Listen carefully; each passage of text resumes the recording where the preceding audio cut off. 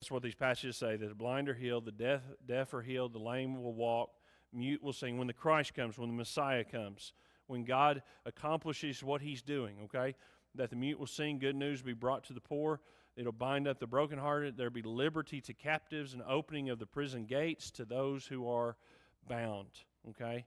And so John says, are you the one? And look at Jesus' response.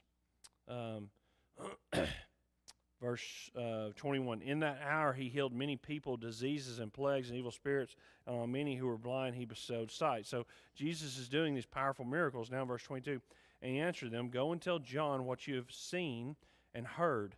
The blind receive their sight, the lame walk, lepers are cleansed, and the deaf hear. The dead are raised. Okay, I think that's why we have this story. I think that's why Luke wrote this story in for us of the widow's son. The dead are raised up. The poor have good news preached to them. In verse 23, and blessed is the one who's not offended by me. Okay?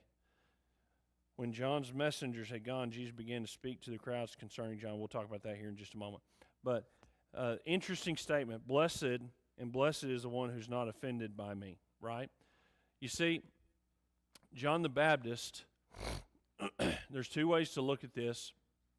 Are you the one, or should we look for another? The first one is John struggling in his faith because of his circumstances in prison. John basically is asking because what's the prophecy? When Messiah comes, he's going to set the prisoners free. He's going to unbind the chains. He's going to break the chains, right? John's in prison. It's not looking real good for him. Are you the one? Are you the one that's going to break my chains? Number two is John, another way to look at it, John sent his disciples with this question and point them to Jesus. Basically, John knew his fate. He knew that he did have to become less. Jesus had to become more. And he wanted his disciples to see the power and the authority of Jesus. And Jesus' response accomplishes both those however you interpret it. Does that make sense? Okay.